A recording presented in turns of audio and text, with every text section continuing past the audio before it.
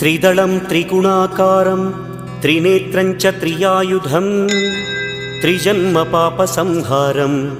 एकबिल्वं शिवार्पणम् त्रिशाखैः बिल्वपत्रैश्च अच्छिद्रैः कोमलैः शुभैः तव पूजां करिष्यामि एकबिल्वं शिवार्पणम् कोटिकन्या महादानं तिलपर्वतकोटयः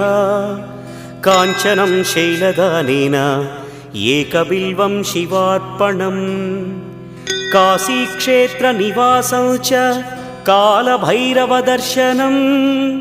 प्रयागे माधवं दृष्ट्वा एकबिल्वं शिवार्पणम् इन्दुवारे व्रतं स्थित्वा निराहारो महेश्वर नक्तं हौष्यामि देवेश एकबिल्वं